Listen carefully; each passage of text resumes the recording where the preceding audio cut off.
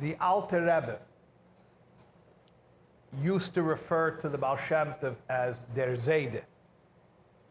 He called him the grandfather. And the simple explanation is that the Alter Rebbe, well, I mentioned it earlier, so let's quiz you real quick. The Alter Rebbe was a student of the Maggid, and the Maggid was the student of the Baal Shem Tov. So the Alter Rebbe's teacher's teacher is like a father's father. It's like a grandfather. So if he considered the Maggid his spiritual father, he considered the Baal Shem Tov his spiritual grandfather. Okay. The Baal Shem Tov had a grandson named Reb Baruch Mezhebozhe. And Reb Baruch was a contemporary of the Alter Rebbe.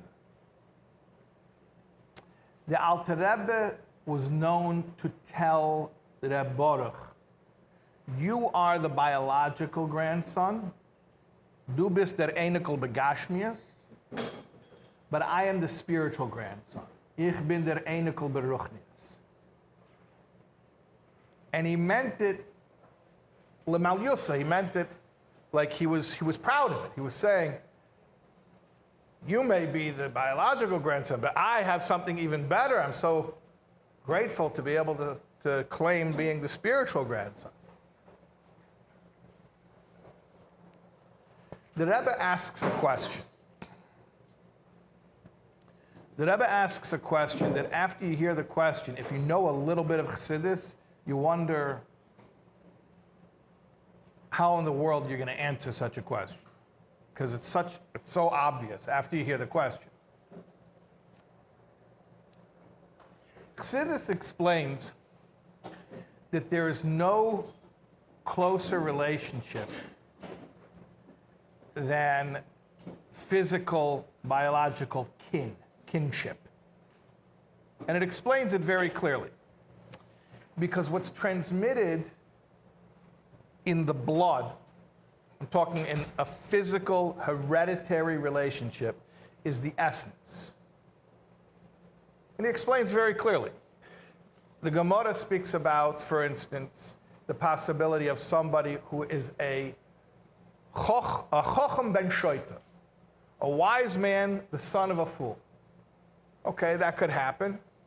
But no, the Gemara explains he inherited his wisdom from his father, the fool.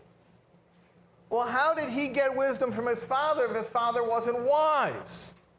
And the explanation is because even if the father didn't have access to it, it could be that deep down in his essence he had it.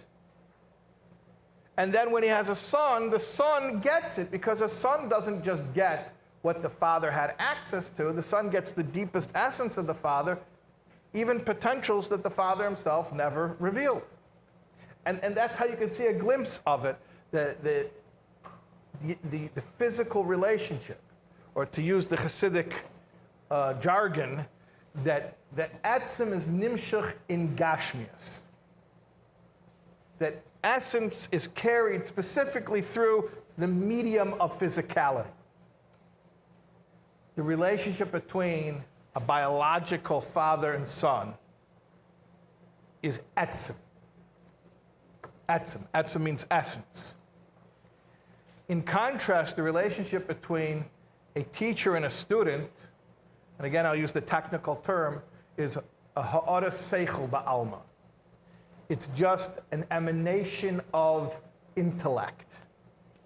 It's not the essence. It's not the essence. And it's very easy to explain what I mean that it's not the essence. First of all, what the teacher tells the student is not everything the teacher knows. Surely there's greater depth that the teacher himself understands that he's not capable of expressing, or he's not certain he should express. So not everything the teacher teaches is everything the teacher has inside. That's first of all. But then secondly, not everything the teacher even teaches does the student hear or understand or retain.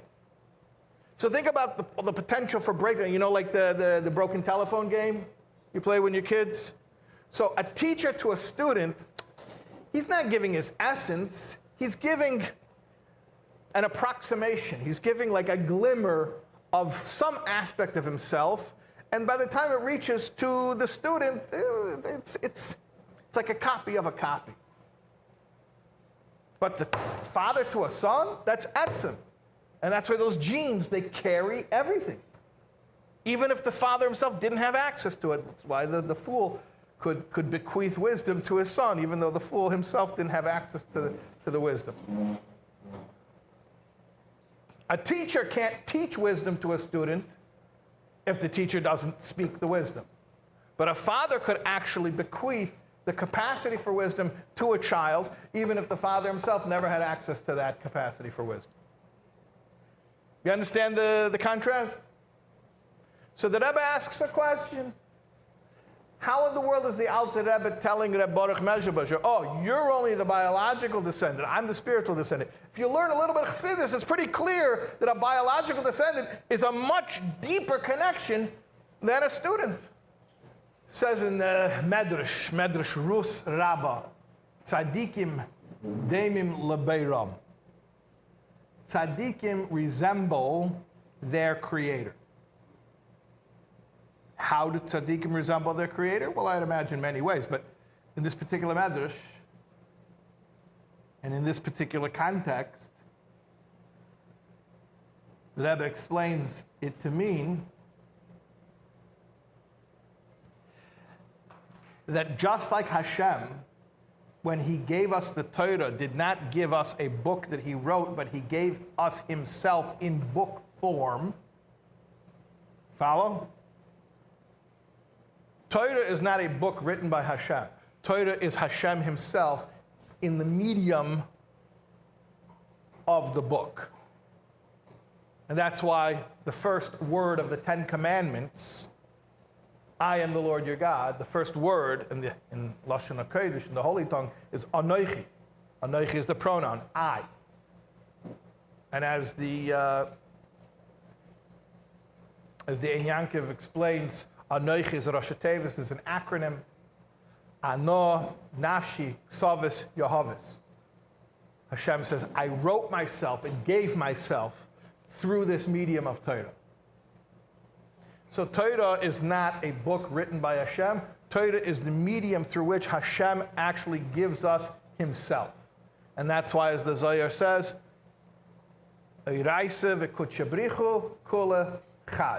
Hashem and his Torah are entirely one entity. So just like Hashem was able to transmit his essence through his teachings, so too tzaddikim have this capacity to transmit their essence through their teachings. So when you have a relationship with a tzaddik, it's not just, oh, I heard a teaching, I was inspired. Let me repeat it for you. That's a regular teacher-student relationship. This is much deeper than a regular teacher-student relationship. This is more like, and in fact, in many ways, surpasses a father-child relationship. And what does it mean, a father-child relationship? That the DNA of the father is the essence of the child. So to have a relationship with a tzaddik doesn't just mean that I was inspired by his teachings. It actually means to discover that your deepest self is identical with the tzaddik.